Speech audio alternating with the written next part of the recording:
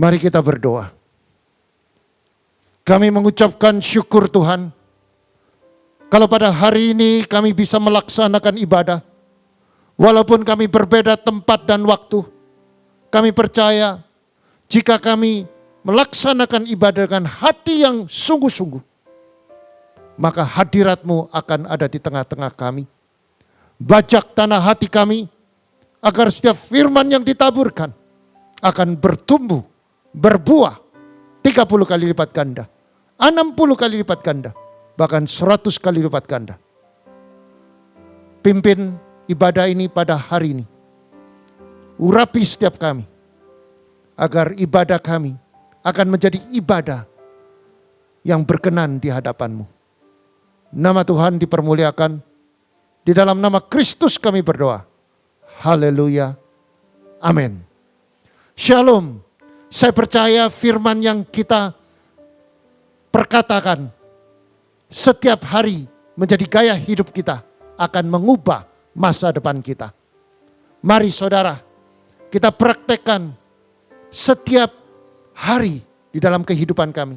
Katakan dengan sebelahmu, masa depanmu cerah dan penuh harapan. Engkau diciptakan menjadi pemenang. Engkau akan naik, tidak turun. Engkau jadi kepala, bukan ekor. Apa yang kau kerjakan pasti berhasil dan beruntung. Saudara yang terkasih,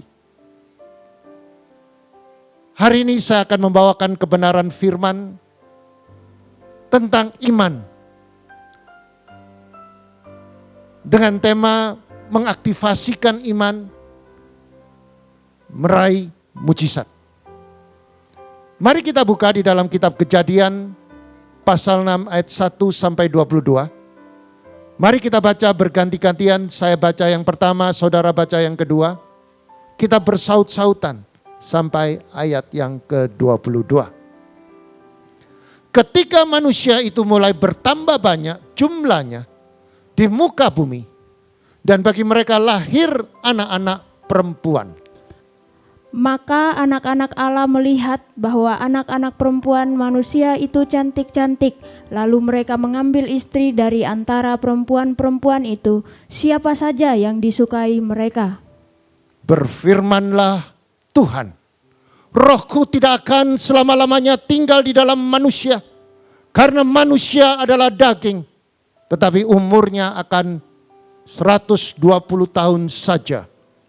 Pada waktu itu orang-orang raksasa ada di bumi, dan juga pada waktu sesudahnya ketika anak-anak Allah menghampiri anak-anak perempuan manusia, dan perempuan-perempuan itu melahirkan anak bagi mereka. Inilah orang-orang yang gagah perkasa di zaman purbakala, orang-orang yang kenamaan. Ketika dilihat Tuhan bahwa kejahatan manusia besar di bumi, dan bahwa segala kecenderungan hatinya selalu membuahkan kejahatan semata-mata. Maka menyesallah Tuhan bahwa Ia telah menjadikan manusia di bumi, dan hal itu memilukan hatinya. Berfirmanlah Tuhan, aku akan menghapuskan manusia yang telah kuciptakan itu dari muka bumi, baik manusia maupun hewan, dan binatang-binatang melata, dan burung-burung di udara. Sebab aku menyesal bahwa aku telah menjadikan mereka. Tetapi Nuh mendapat kasih karunia di mata Tuhan. Riwayat Nuh, inilah riwayat Nuh. Nuh adalah seorang yang benar dan tidak bercela di antara orang-orang sejamannya. Nuh itu hidup bergaul dengan Allah. Nuh memperanakan 3 orang laki-laki, Sem, Ham, dan Yafet. Adapun bumi itu telah rusak di hadapan Allah dan penuh dengan kekerasan. Allah menilik bumi itu dan sungguhlah rusak benar, sebab semua manusia menjalankan hidup yang rusak di bumi. Berfirmanlah Allah kepada Nuh, aku telah memutuskan untuk mengakhiri hidup segala makhluk, sebab bumi telah penuh dengan kekerasan oleh mereka. Jadi aku akan memusnahkan mereka bersama-sama dengan bumi. Buatlah bagimu sebuah batra dari kayu gofir, Bahtera itu harus kau buat berpetak-petak dan harus kau tutup dengan pakal dari luar dan dari dalam. Beginilah engkau harus membuat bahtera itu 300 hasta panjangnya, 50 hasta lebarnya, dan 30 hasta tingginya. Buatlah atap pada bahtera itu dan selesaikanlah bahtera itu sampai sehasta dari atas, dan pasanglah pintunya pada lambungnya. Buatlah bahtera itu bertingkat bawah, tengah, dan atas. Sebab sesungguhnya aku akan mendatangkan air bah meliputi bumi untuk memusnahkan segala yang hidup dan bernyawa di kolong langit. Segala yang ada di bumi akan mati binasa.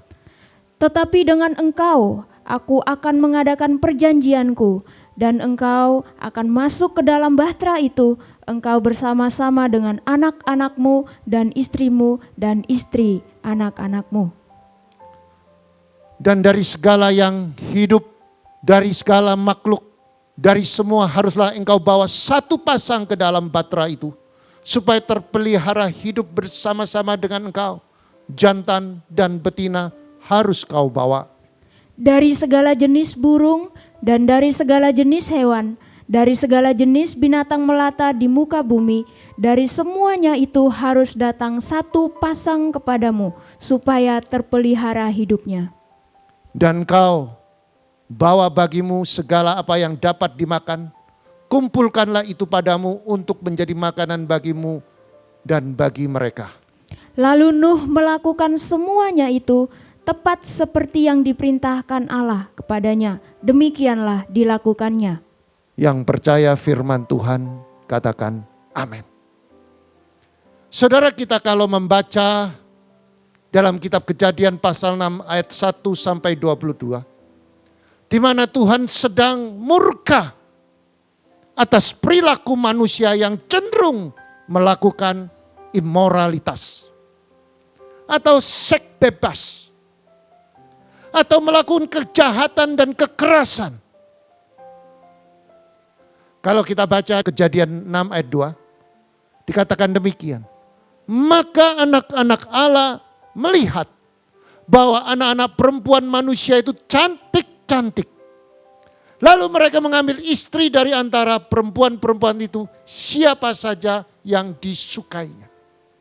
Saudara, artinya saudara, yang menjadi persoalan di dalam zaman itu, manusia sudah kehilangan moral.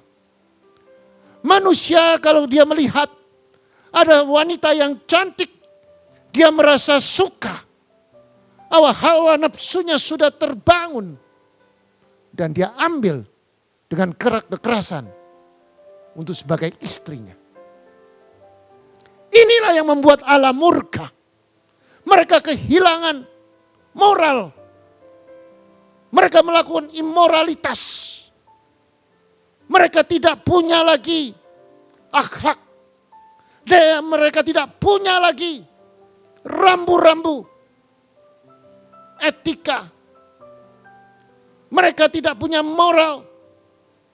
Maka Allah murka atas perilaku manusia.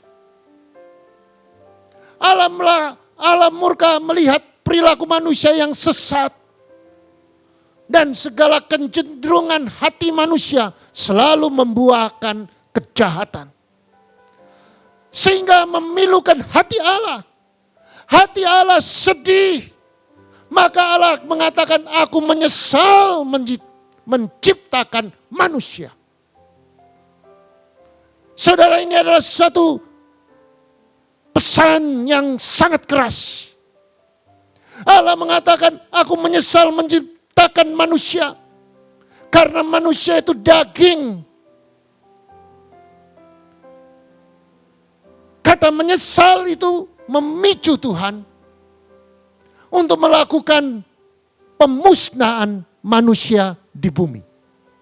Mari kita lihat di dalam Kejadian pasal 6 ayat 5 sampai 7. Kita baca berganti-gantian. Ketika dilihat Tuhan bahwa kejahatan manusia besar di bumi dan segalanya kecenderungan hatinya selalu membuahkan kejahatan semata-mata. Maka menyesallah Tuhan bahwa ia telah menjadikan manusia di bumi dan hal itu memilukan hatinya. Berfirmanlah Tuhan, aku akan menghapuskan manusia yang telah kuciptakan itu dari muka bumi, baik manusia maupun hewan dan binatang melata dan burung-burung di udara, sebab aku menyesal bahwa aku telah menjadikan mereka. Saudara dengarkan baik-baik. Ada sebuah pesan dari Tuhan. Tuhan mengatakan, aku nyesal menciptakan manusia. Maka itulah yang dia putuskan, bahwa aku akan menghapuskan manusia yang telah kuciptakan dari muka bumi. Saudara, tidak hanya manusia, seluruh makhluk di bumi termasuk apa? Binatang. Saya nggak tahu kenapa Tuhan begitu marah sampai binatang pun dimusnahkan. Hati-hati saudara. Ini adalah pesan di dalam kehidupan kita sehari-hari. Jangan sekali-kali kita membuat Tuhan nyesal.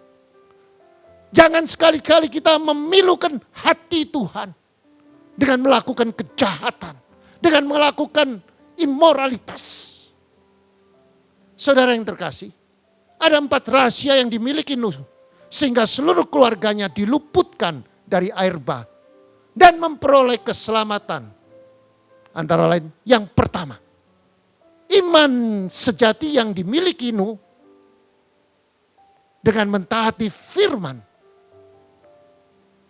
dari Allah untuk membangun Batra.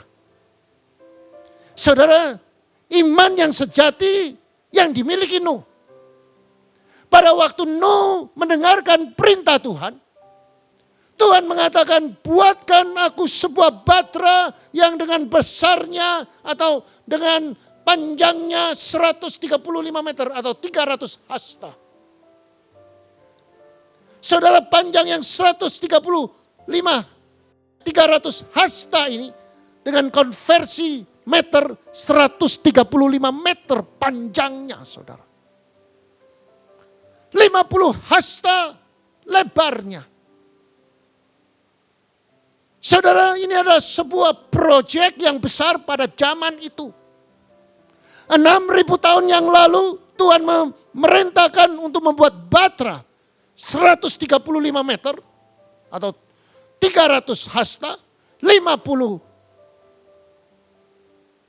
hasta lebarnya, tingginya 30 hasta. Nanti kita bahas bersama-sama. Mari kita buka di dalam kitab Kejadian pasal 6 ayat 13 sampai 17. Mari kita baca bersaut-sautan.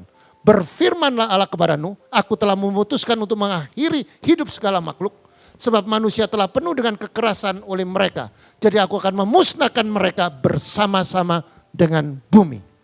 Buatlah bagimu sebuah batra dari kayu gofir. Batra itu harus kau buat berpetak-petak dan harus kau tutup dengan pakal dari luar dan dari dalam. Beginilah engkau harus membuat batra itu 300 hasta panjangnya, 50 hasta lebarnya dan 30 hasta tingginya. Buatlah atap pada batra itu dan selesaikanlah batra itu sampai sehasta dari atas dan pasanglah pintunya pada lambungnya. Buatlah batra itu bertingkat bawah, tengah, dan atas. Sebab sesungguhnya aku akan mendatangkan air bah, meliputkan bumi untuk memusnahkan segala yang hidup dan bernyawa di kolong langit. Segala yang ada di bumi akan mati binasa. Saudara perhatikan, iman yang sejati adalah iman yang didasari kepercayaan penuh kepada Allah yang dikenal. Saudara, waktu Tuhan memberikan perintah kepada Nuh, dan Nuh mempunyai iman yang sejati. Dan iman yang sejati itu adalah iman yang didasari kepercayaan penuh kepada Allah yang dia kenal. Saudara, tidak mudah ini saudara, untuk menerima sebuah proyek yang begitu besar pada zaman itu, dibutuhkan iman. Iman itu adalah harus punya dasar kepercayaan penuh kepada Allah yang dia kenal. Artinya Allah yang dikenal adalah dia punya pengalaman pribadi dengan Allah.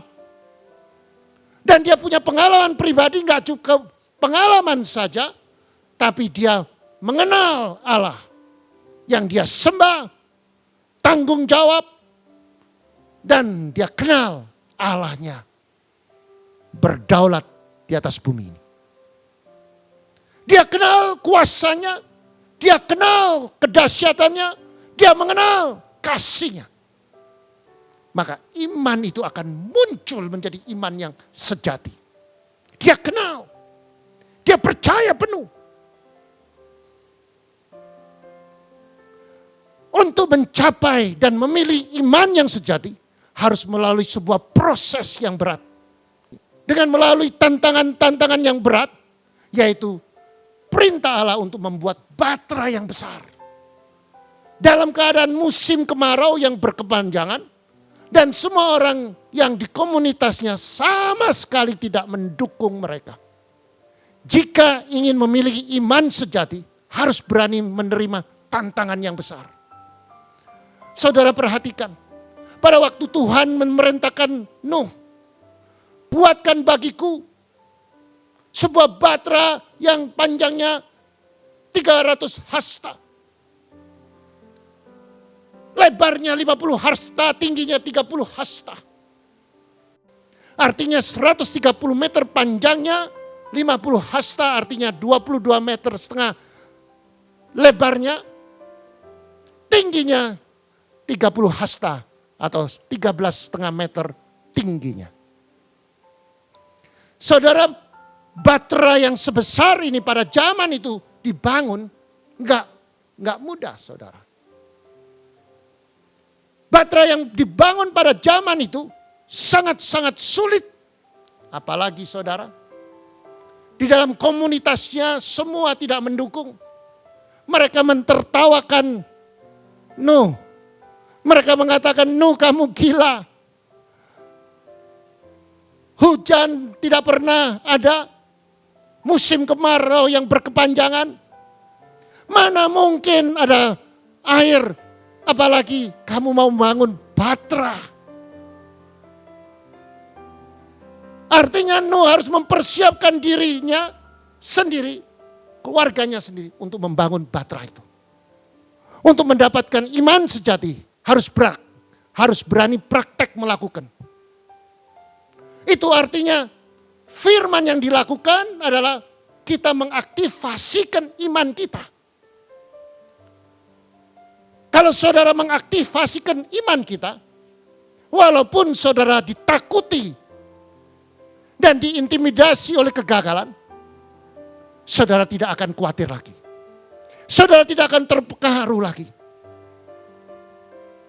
Dan saudara, jika saudara gigih dan pantang menyerah dan melawan keadaan dengan menggunakan kekuatan Tuhan, maka Tuhan akan turun tangan dan memberikan hikmat dan mujizat. Alkitab mencatat Nuh mendapatkan kasih karunia dari Tuhan. Sehingga dia diluputkan dari air bah. Bila Nuh bersedia mentaati firman Tuhan dengan membangun batra. Dengan panjangnya 300 hasta atau 135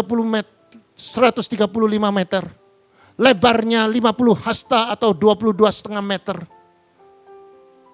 Tingginya saudara 30 hasta atau 13,5 meter. Jika Nuh mentaati dan membangun batra itu, artinya dia sudah mengaktifasikan imannya. Kalau dia mengaktifasikan imannya, maka Tuhan akan turun tangan. Tuhan akan pimpin. Karena apa? Dia punya iman percaya kepada Allah yang dia sembah. Nuh mendapatkan tantangan dari Allah untuk membuat sebuah batra raksasa di suasana musim kemarau yang panjang dan tidak didukung oleh peralatan yang canggih misalnya bulldozer, traktor, nggak ada semuanya. Tetapi yang Nuh dapati hanya celahan dari oposan di komunitasnya. Semua orang tidak membantu dia, bahkan mengejek si Nuh, saudara. Untuk membangun bahtera sebesar itu dibutuhkan iman yang besar. Hari ini saya akan bicara tentang iman. Bagaimana Nuh bisa memilih iman sebesar itu dalam situasi yang tidak mendukung. Apa artinya dari iman? Kalau kita baca di dalam Ibrani pasal 11 ayat yang pertama. Iman adalah dasar dari segala sesuatu yang kita harapkan dan bukti dari segala sesuatu yang tidak kita lihat. Saudara, ini adalah sesuatu ayat yang sulit sekali bagi saudara dan saya untuk mengerti. Tetapi saya berusaha untuk menjelaskan. Iman adalah dasar dari segala sesuatu yang kita harapkan. Jadi saudara, jika saudara berdoa, menginginkan sesuatu yang saudara harapkan, dan pada waktu saudara mendoakan, dan saudara merasakan, meyakini dari doa saudara, saudara yakini saudara sudah terima. Walaupun saudara belum lihat. Artinya saudara terima pergumulan saudara. Terima apa yang saudara doakan di alam roh. Di alam roh tidak kelihatan. Maka dari itu saudara, kita mau belajar lebih dalam tentang iman ini. Saya akan memberikan sebuah ilustrasi saudara. Atau sebuah gambaran. Adalah gambaran ini mungkin saudara dan saya bisa mengerti. Kalau saudara, kerap kali kita ingin melihat dulu baru percaya. Itu tidak berlaku di dalam definisi iman. Tuhan mengatakan berbahagialah jika engkau belum melihat sudah percaya.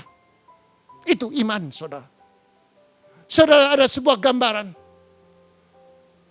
Seperti seekor induk burung Raja Wali yang sedang mengeram telur. Supaya anak Raja Wali itu bisa menetas. Dibutuhkan 35 hari. Dari hari pertama sampai hari ke-34, telur itu tidak terlihat perubahan. Ukuran telur tidak bertambah. Ukuran telur tetap sama. Telur saat dieram oleh induknya, yaitu induk Raja Wali, tidak ada tanda-tanda anak burung Raja Wali bergerak di dalam telur. Telur tetap berbentuk seperti semula lonjong. Tetapi induk burung Raja Wali tetap dengan yakin, saudara, pada hari 35 dieram, maka pasti telur tersebut akan menetas anak burung Raja Wali. Maka setiap kita sebagai orang percaya harus belajar iman dari induk burung Raja Wali. Saudara, pada waktu hari pertama induk Raja Wali itu mengeram, telur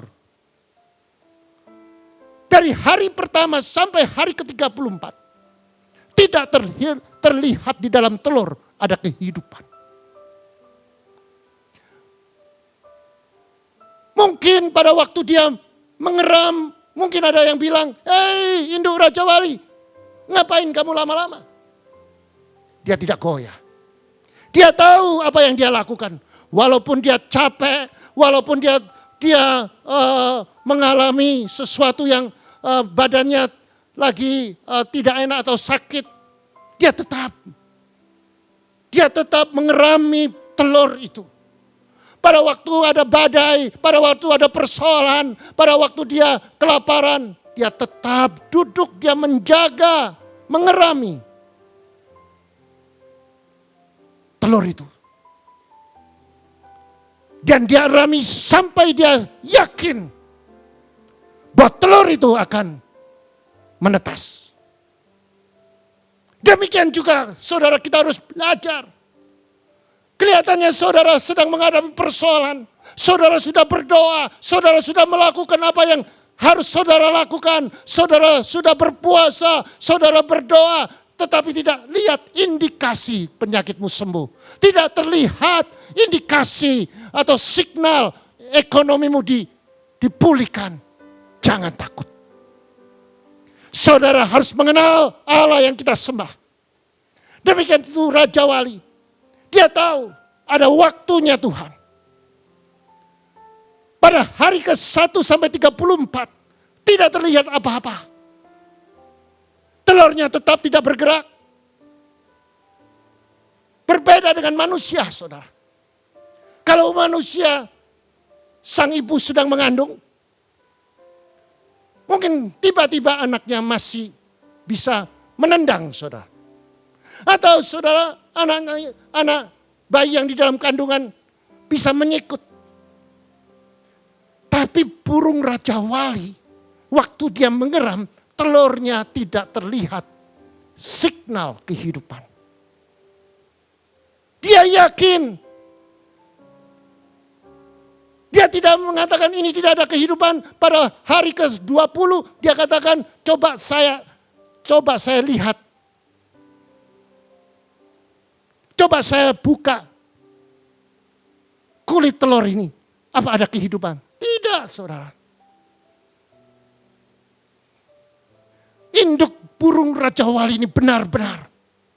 Dia yakin pada hari ke-35 kalau dia melakukan prosedurnya, dia melakukan ketetapan yang sudah ditetapkan dengan sungguh-sungguh, dengan yakin, maka anak Raja Wali itu tiba-tiba hari ke-35 dia keluar dari telur itu. Yang kedua, saudara, Nuh hidup benar, saudara.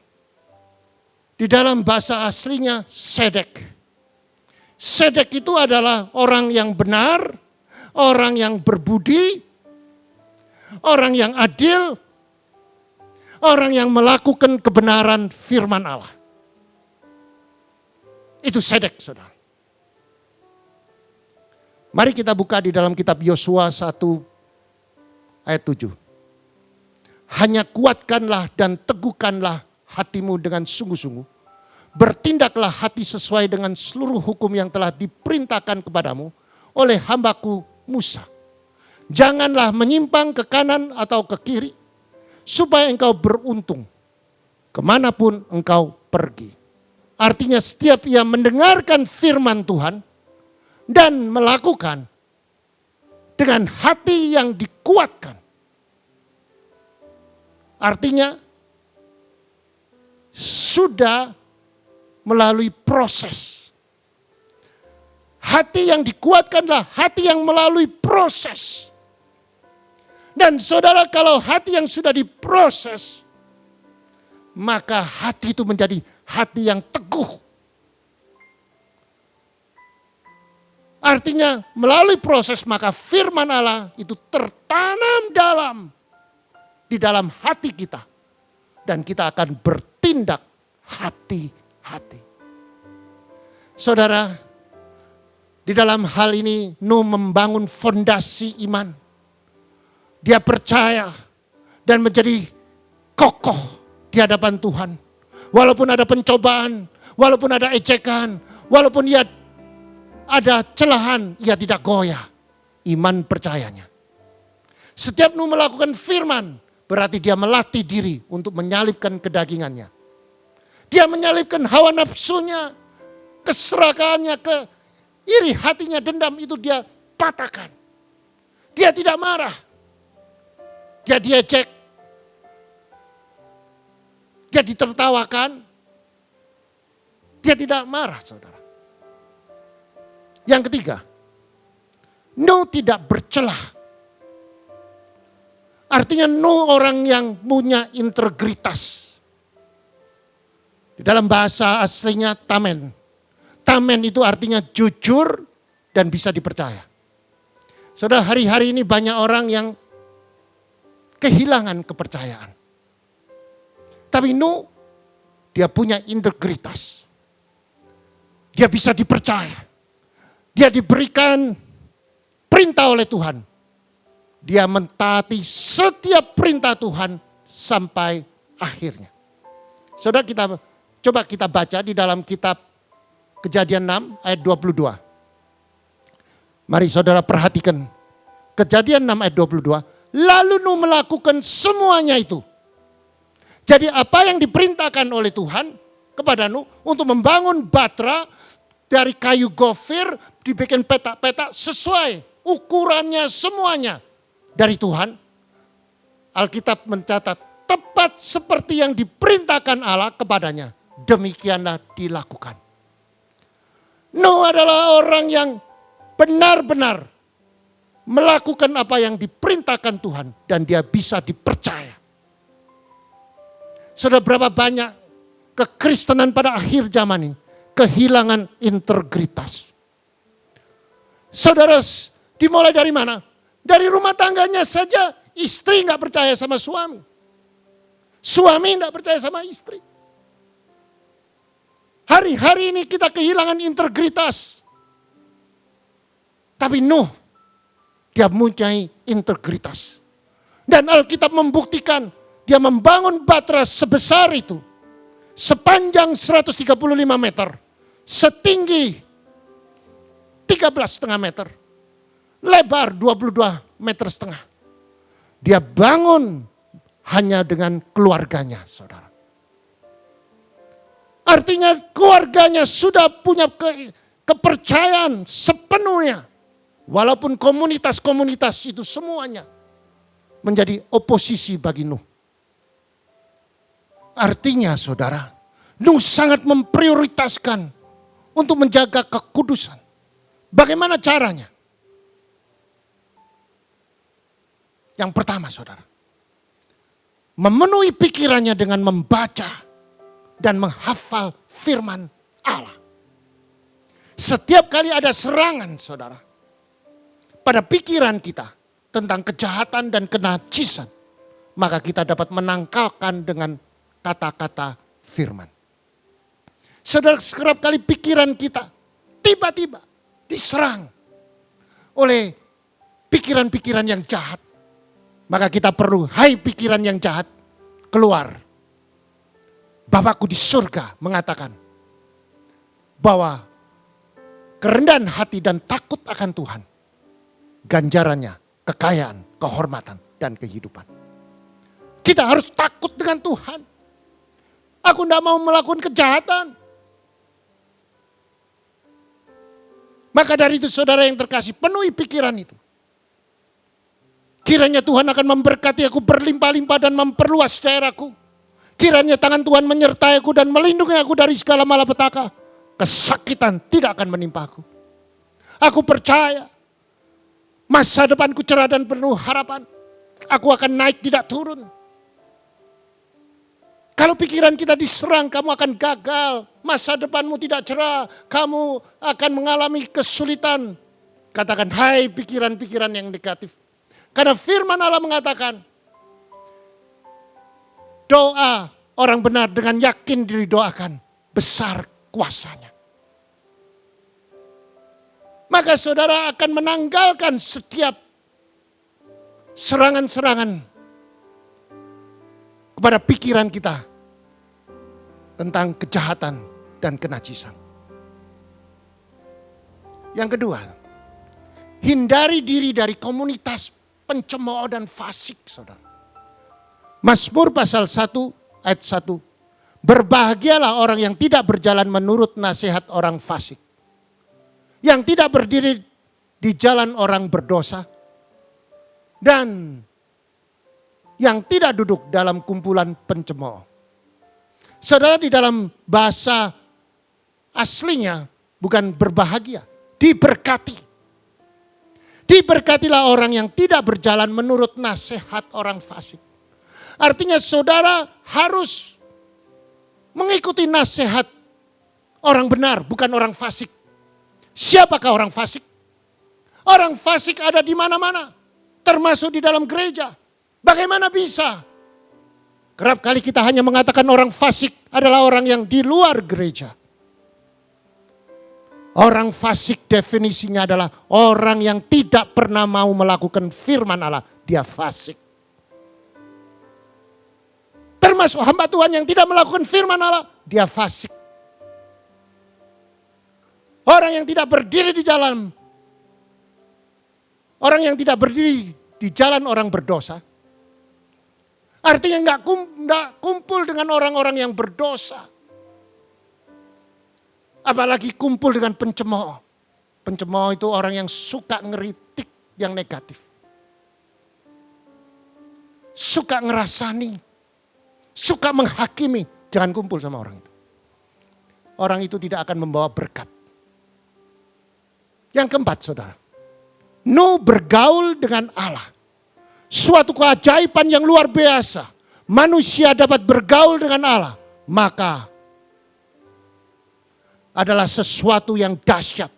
Karena Allah yang kita sembah itu Allah yang serba maha. Dia maha kudus, dia maha kuasa, dia maha kasih. Perhatikan saudara. Nuh adalah manusia yang bisa bergaul dengan Allah. Dan karakter Allah adalah kudus. Karakter Allah adalah kasih. Karakter Allah kuasa.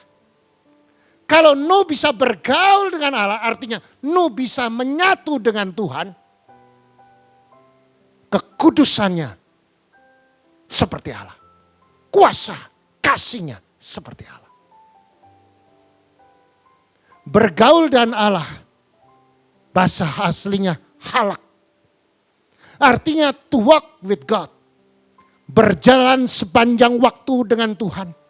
Melakukan aktivitas sehari-hari bersama Tuhan.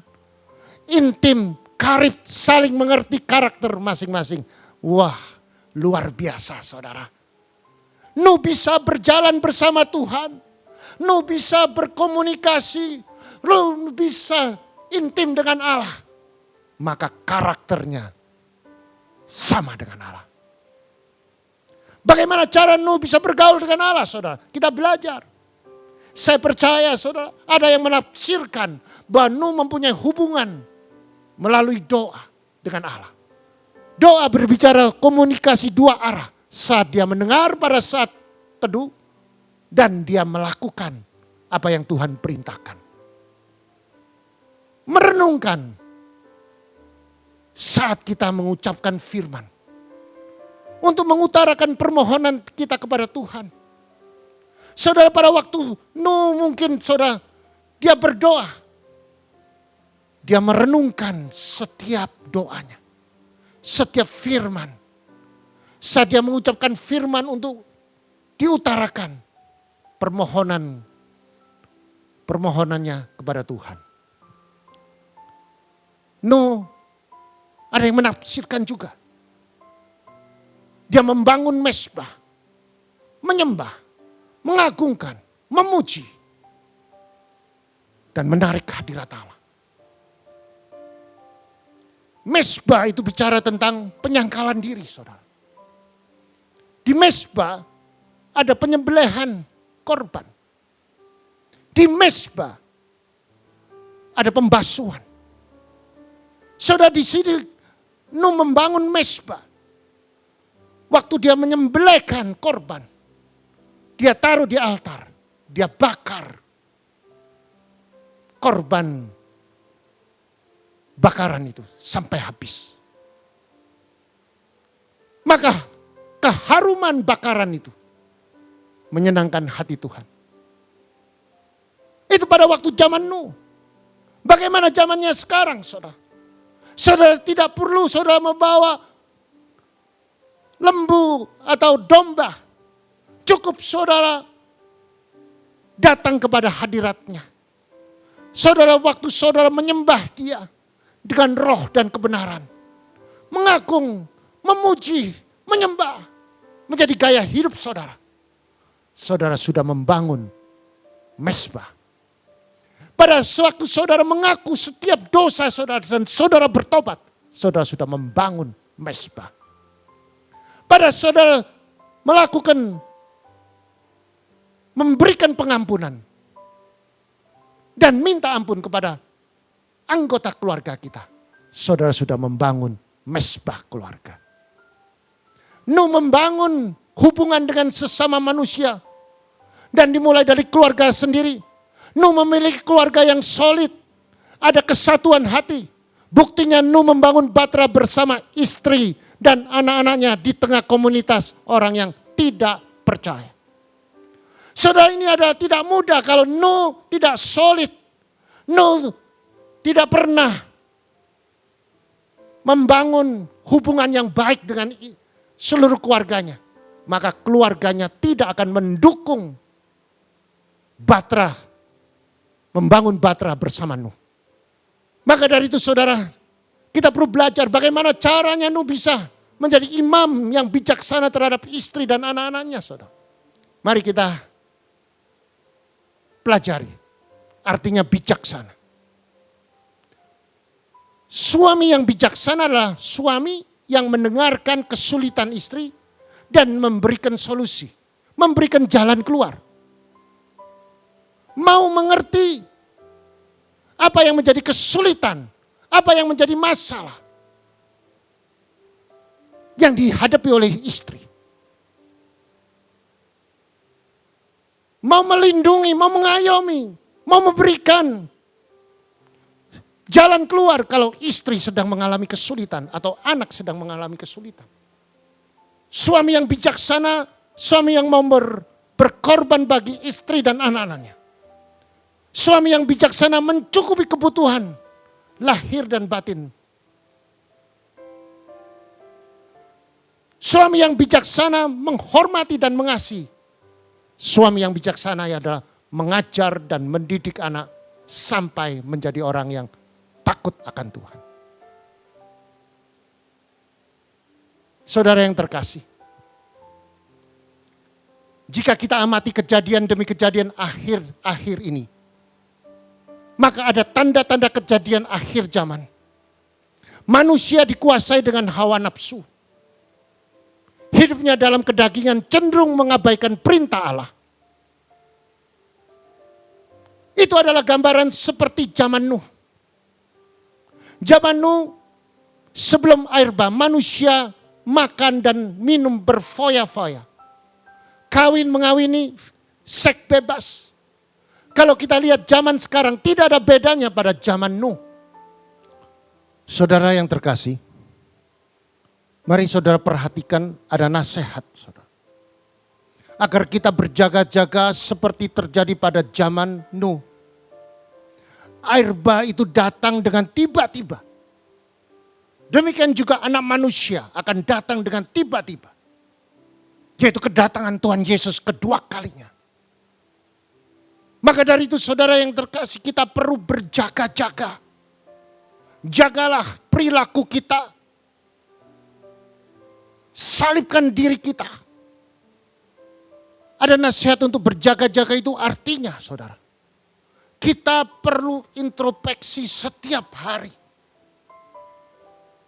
Maka dari itu saya katakan tadi membangun mesbah itu penting. Membangun mesbah itu di mesbah kita perlu introspeksi diri. Bagaimana tutur kata kita, bagaimana cara kita berkomunikasi, bagaimana waktu kita mengambil keputusan. Baik dia terhadap istri dan anak-anak, terhadap orang di sekitar kita. Kita perlu periksa. Supaya apa? Kita menjadi bijak. Jika ada salah, bertobat. Itulah yang saya katakan mesbah itu. Ada pengeratan daging, ada penyembelihan. Tapi pada akhir zaman ini, kita cukup mengaku kesalahan kita dan berubah. Banyak orang Kristen menempatkan dirinya terlalu tinggi, terlalu kudus, terlalu hebat. Dan dia tidak pernah mau introspeksi diri. Saya percaya hidupnya akan menjadi bulan-bulannya si iblis. Kita akan menjadi orang yang munafik, kita menjadi orang yang selalu menutupi kelemahan kita. Kita hidup di dalam topeng. Biar hari ini kita belajar.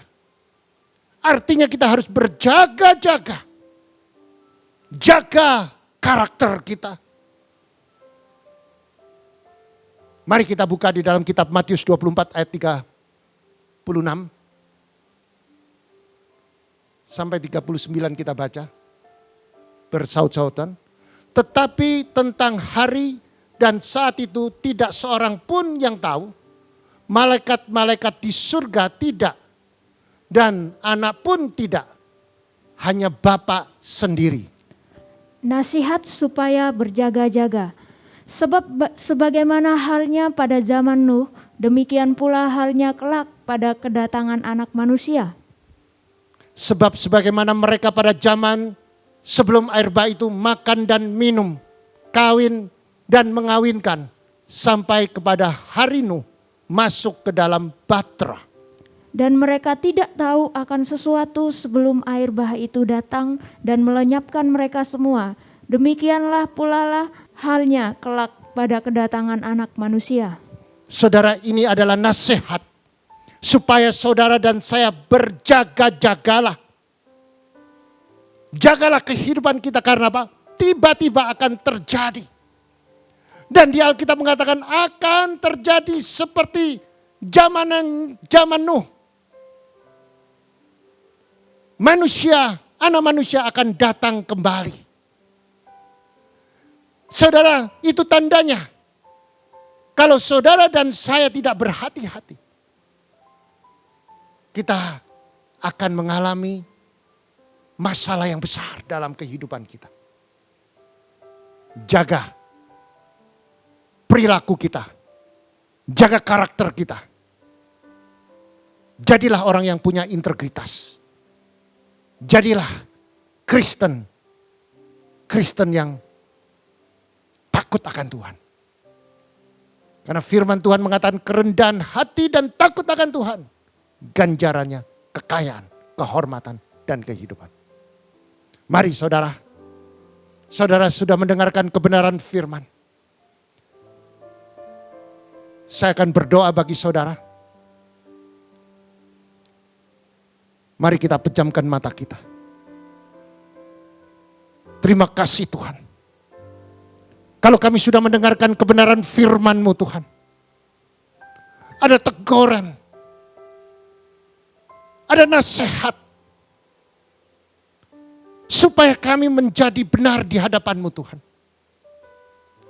Karena kedatangan-Mu yang kedua kali. Tidak ada yang tahu.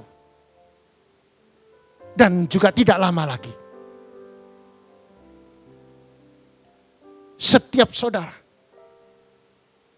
mendengarkan kebenaran firman, hati saudara tersentuh. Itu tandanya.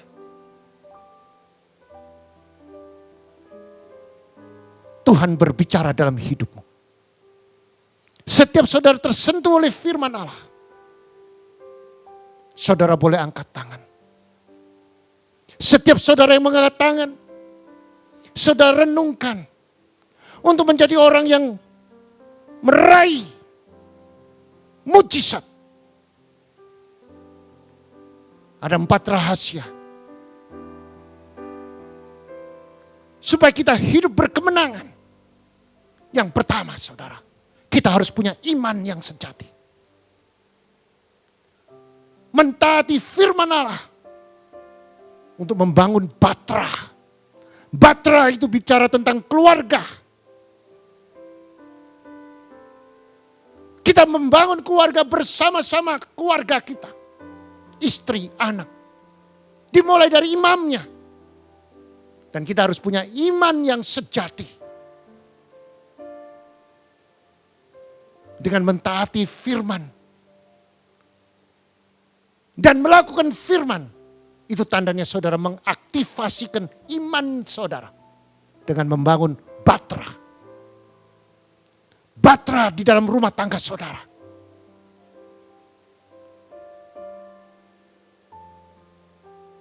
Yang kedua saudara.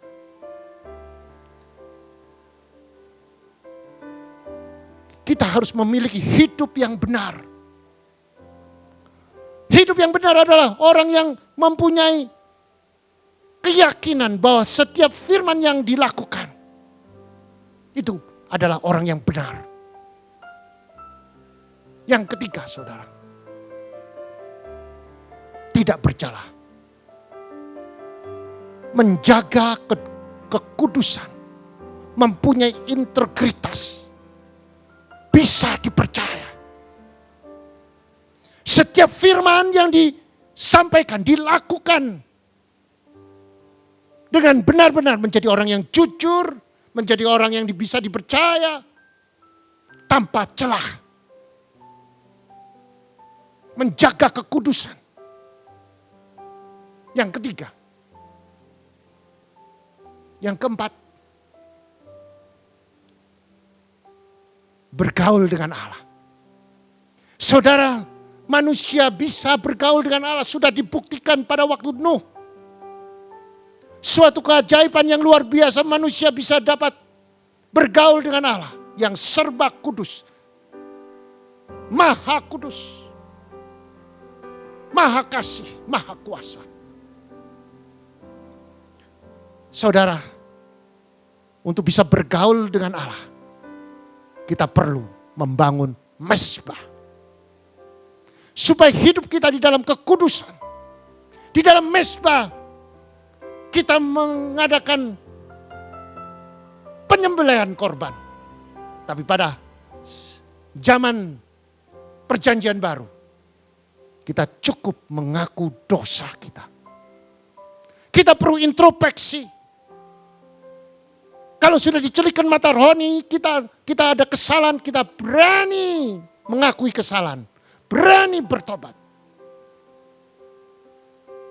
Dengan hati yang insaf. Saya percaya, saudara akan menjadi orang yang benar dan kudus. Allah yang kita sembah itu serba maha kudus, serba maha kasih. Jika saudara melakukan kebenaran firman, saudara akan menyatu dengan Tuhan. Saudara akan menunggal, saudara dapat bergaul dengan Allah. Kalau saudara bisa bergaul dengan Allah, saya jamin apa yang saudara kerjakan pasti berhasil dan beruntung. Setiap doa saudara pasti akan didengar oleh Tuhan. Kalau saudara bergaul dengan Allah, saudara tahu apa yang saudara butuhkan. Dan Tuhan juga tahu apa yang harus Dia berikan. Saudara, doa yang saudara butuhkan saya jamin Tuhan akan mengabulkan sesuai dengan doamu. Setiap saudara yang mengangkat tangan, akui setiap dosa saudara dan bertobat. Kalau saudara belum membangun batra di dalam rumah tanggamu dengan benar, bertobat. Kalau saudara belum jadi imam yang bijaksana, bertobat. Kalau saudara belum menjadi istri penolong yang sejati, tunduk bagi suami, bertobat. Kalau saudara belum menjadi anak yang menghormati orang tua, bertobat. Di dalam mezbah ada pertobatan, ada pengakuan dosa. Maka saudara akan disempurnakan. Saudara akan dibenarkan oleh kuat kuasa darah Yesus. Pada waktu saudara menyembah, Allah hadir. Dan Allah akan menunggal dengan saudara. Apa yang engkau kerjakan pasti berhasil dan beruntung. Setiap saudara bersama istri dan anak-anak kumpul. Istri tumpang tangan atas suamimu. Jadilah seorang imam yang bijaksana, mengasihi istri dan anak-anakmu seperti Kristus mengasihi jemaat. Diberkati seluruh aspek hidupmu. Engkau akan naik tidak turun. Engkau tidak hutang melainkan hutangi seluruh bangsa. Masuk diberkati, keluar diberkati. Apa yang kau kerjakan pasti berhasil dan beruntung. Para suami tumpang tangan atas istrimu. Berkati istrimu, jadikan penolong. Jadikan pendoa yang sejati bagi suami dan anak-anak. Mengasihi suami dan anak-anak seperti mengasihi diri sendiri. Diberkati kesehatanmu, diberkati seluruh aspek hidupmu. Diberkati apa yang engkau kerjakan. Diberkati kesehatan. Suami dan istri tumpang tangan atas anakmu. Diberkati seluruh aspek hidupmu. Jadilah anak-anak yang menghormati orang tua supaya panjang umurmu. Jadilah anak yang takut akan Tuhan. Karena firman Tuhan mengatakan kerendahan hati dan takut akan Tuhan. Ganjarannya kekayaan, kehormatan dan kehidupan. Diberkati, diberkati. Mari peluk istri suamimu. Katakan, ampuni aku. Tunjukkan kelemahanku, aku mau berubah. Saya percaya, kalau semua mau berubah seperti Kristus, kamu akan disertai oleh Allah. Bagi saudara yang mendengarkan kebenaran firman ini,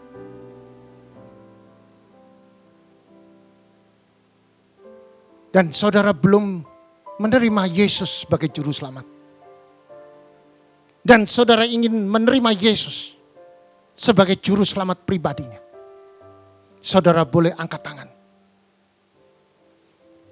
Tuhan, engkau melihat tangan-tangan yang terangkat. Bagi mereka yang belum mengenal Kristus, hari ini mereka mau menerima Yesus sebagai juru selamat. Mereka mengangkat tangan. Bagi saudara yang mengangkat tangan, ikuti saya berdoa. Tuhan, ini aku.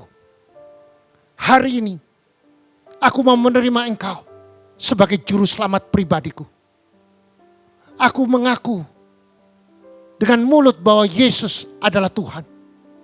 Dengan hati percaya Tuhan Yesus bangkit pada hari ketiga. Dan aku percaya aku menerima keselamatan. Dan aku akan menerima Yesus sebagai juru selamat pribadiku. Dan aku bersedia untuk dibaptis. Aku akan datang ke gereja. Aku akan menyerahkan diriku untuk dibaptis di dalam nama Yesus Kristus. Bagi saudara yang sudah terima Yesus Kristus sebagai juru selamat. Saudara yang sudah mengambil keputusan ini. Saudara boleh mendatangi gereja untuk minta dibaptis. Dan saudara akan dimentori. Dan saudara akan dimentori supaya saudara mengenal kebenaran firman Allah. Nama Tuhan dipermuliakan. Dalam nama Kristus kami berdoa. Mari yang percaya bersama saya katakan amin. Mari angkat kedua tanganmu. Jika engkau mendengarkan firman dan melakukan, tidak menyimpang ke kiri dan ke kanan, maka Tuhan akan buka tingkap-tingkap langit. Diberkatilah suamimu, diberkatilah istrimu, diberkatilah anak cucumu, diberkatilah kedua orang tuamu, diberkatilah kedua mertuamu, diberkatilah menantumu, diberkatilah sanak saudaramu, diberkatilah seluruh aspek kehidupanmu, diberkati rumah tanggamu, diberkatilah usaha pekerjaanmu. Engkau akan naik tidak turun, engkau jadi kepala bukan ekor. Apa yang kau kerjakan pasti berhasil. Di mana engkau berada, di situ disertai Tuhan. Terimalah berkat damai sejahtera dan persekutuan Roh Kudus mulai hari ini sampai Maranatha dan sampai Tuhan Yesus datang kedua kalinya. Mari yang percaya dengan iman bersama saya katakan amin.